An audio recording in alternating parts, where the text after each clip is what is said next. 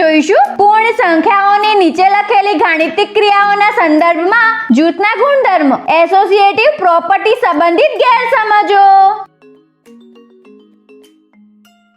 ગેરસમજ 1 જૂથના ગુણધર્મના સંદર્ભમાં નીચે લખેલા વાક્યોમાંથી કયું વાક્ય સાચું છે?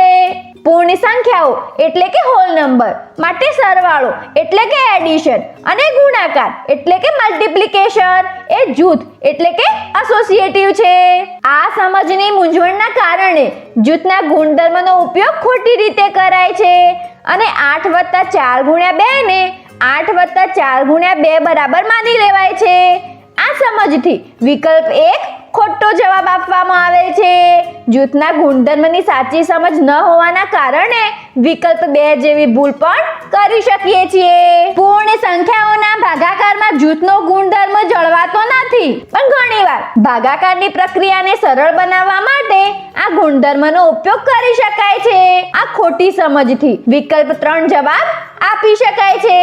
જૂથના ગુણધર્મની સાચી સમજથી વિકલ્પ 4 આ સાચો જવાબ આપી શકાય છે। ગેરસમજ 2 કોઈ શાળામાં કુલ 9 વર્ગખંડ છે અને દરેક વર્ગખંડમાં 25 બેન્ચ છે। જો દરેક બેન્ચ પર 2 વિદ્યાર્થીઓ બેઠા હોય તો શાળામાં કુલ કેટલા વિદ્યાર્થીઓ હોય?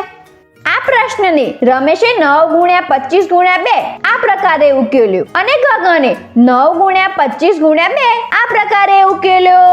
શું તમે જણાવી શકો છો કે કોને સહેલી રીતે ઉકેલ મળ્યો હશે? સામાન્ય રીતે જૂથના ગુણધર્મને નકામો ગણીને નજરઅંદાજ કરી દેવામાં આવે છે અને ગુણાકારને આપેલ ક્રમમાં જ ઉકેલવામાં આવે છે।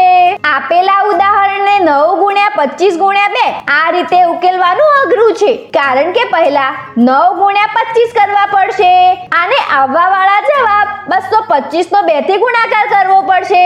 ભલે વાત હોય 9 × 25 ના ગુણાકારની કે અથવા 225 × 2 ના ગુણાકારની, બંને અઘરા છે પરંતુ તેને સરળતાથી ઉકેલી શકાય છે જો ગુણાકારના જૂથના ગુણધર્મનો ઉપયોગ કરી શકાય। એટલે કે પહેલા 25 અને 2 નો ગુણાકાર સરળતાથી કરી શકાય છે જેનાથી જવાબ 50 આ સંખ્યા મળે છે।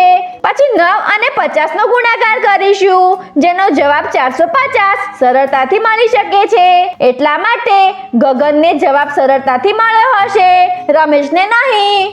આજે આપણે જોયું પૂર્ણ સંખ્યાઓની નીચે લખેલી ગાણિતિક ક્રિયાઓના સંદર્ભમાં જૂથના ગુણધર્મના સંબંધિત ગેરસમજો।